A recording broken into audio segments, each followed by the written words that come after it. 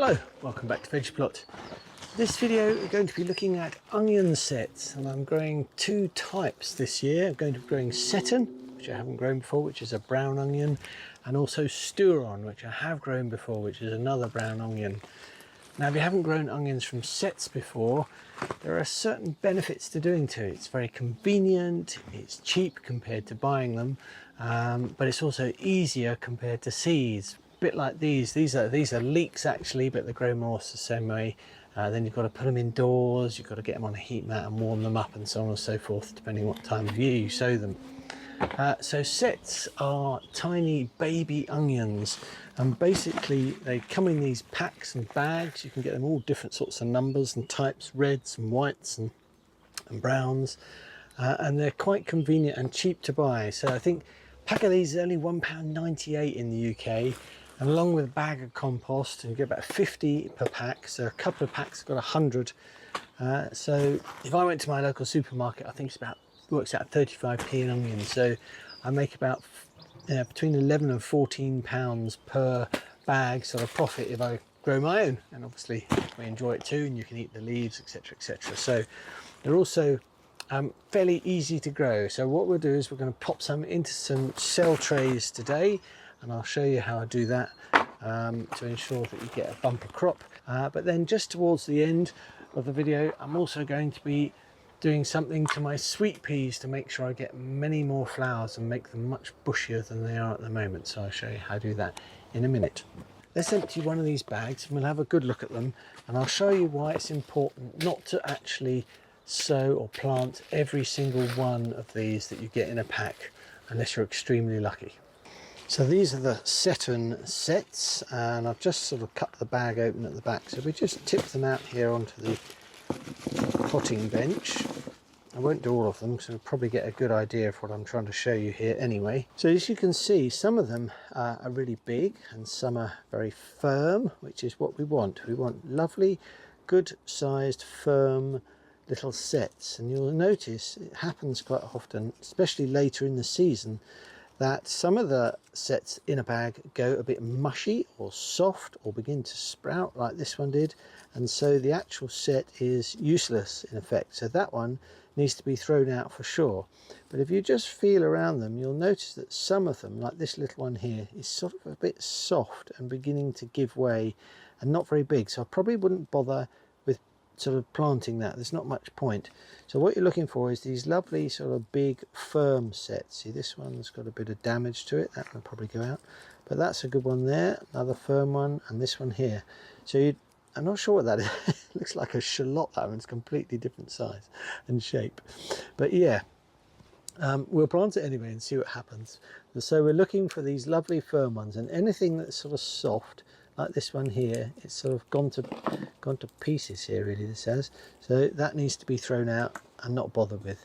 So you see, here's another one. So, and another one. So I think what it is, the longer you leave them in the season, the more likely are that your sets are not going to be perfect. So try and get them as soon as you can, if you haven't already, and get them out and get them into some compost. That's right, I've got those two separated into pots so that these are all the good ones, and I've written a couple of labels so we're ready to sort of start potting them up. Now you could pot them up into little cell trays like this, and this means that you just sort of put one in each cell tray and enable them to develop like that. Or you could even put them into a bigger pot, nothing much bigger than this really, otherwise you waste too much compost. But with this, ideally you could put one for a really big onion, or you could put perhaps one in each corner for sort of like multi-sowing, or maybe just a couple, and then when you go to plant them out, just tap them out and gently break them apart and plant them out that way. But I'm going to be using these little cells this time round, and I've got quite a lot of them, so yep, let's crack on, get these planted. Potting compost I'm using is just a general sort of multi-purpose compost from the garden centre or the shopping centre in town. Basically just going to fill up the trays nice and full, and then smooth them over, just firm it down because the compost just doesn't want to be too loose, but not too firm obviously. Because obviously then you'll struggle to get the sets in there. So I just do that, and then but get a little bit of water and we'll give it a little sprinkling over the top. Just to make sure there's moisture in the compost to start with. If we choose one of these sets, as you can see, this end's got the root on it and this end is the pointy end, so the pointy end we want to point up, and when you put it into the compost you can either just push it in or just give it a little twist, because you'll notice there's a bit of spring back. So you put a bit of twist so it's about halfway down into the compost. That's what I do anyway. You can see on this one actually there's a little bit of root, so yeah, just twist it into the compost. And the thing with these is that you don't want the compost to be too wet all the time, otherwise you can get rotting off. And then they'll go up on the shelving behind me and they will just sit there, and eventually what will happen is we'll start getting green shoots coming out the top, and the roots obviously will root well into these little cells. And this is another sort of a reason to do it into cells first rather than straight onto the allotments. Quite often when you have these little bits sticking out of the compost, say like this on the allotment, and it starts, a little green shoot comes out, the birds will get in and they'll just pull them out. And because they haven't had a chance to root enough into the compost or the soil below, they just pull them out and they're just left there to dry out and die before you get back to the allotment. So if you put them into cells like this, what happens is they have a chance to root into the compost, so when you plant them out they're not actually going to be pulled out of the ground.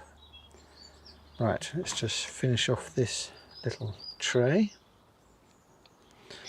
Right, we'll just put these up here in this tray and I shall get on and do all the others, and then when we're finished we'll get on and do the sweet peas. But yeah, polytunnel's looking quite nice at the moment. I've got the dahlias to sort out soon. You can see they're beginning to sprout on the top here, so we need to get on with those very soon. And all the potatoes, look at these are the Aaron Pilot first earlies, coming on very nicely at the moment, and I think the Charlottes are just beginning to show through. You can see a little sprout coming through here, so looking forward to both of those.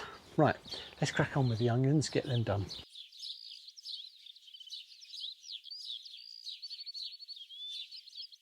This is what we ended up with. We ended up with 4 trays of 12 of the seton. That means we've got 48 seton onions, hopefully will turn out nice. And then we've got 36 stewron in the cells and sort of 8 in this pot, so that's 44 of the stewron. So might try and get some more sets in there perhaps, because not all of those will do quite as well as I'd hoped. That's usually what happens anyway. So right, these sweet peas I wanted to show you. Now, sweet peas will continue if you let them. They'll just keep growing up and up and up. If you want to make them bushier from the start and therefore have more flowers, then i.e. you're not growing them really for competition or anything like that, you basically, when they get to about 5 inches or so, or 4 or 5 sets of leaves, you want to take the tips out. And what that will do, just snip it out. I know it seems cruel if you haven't done it before. What it will do is it will mean that from all these leaf nodes you get a new branch, a new stem coming up, and off obviously those stems you'll get more flowers.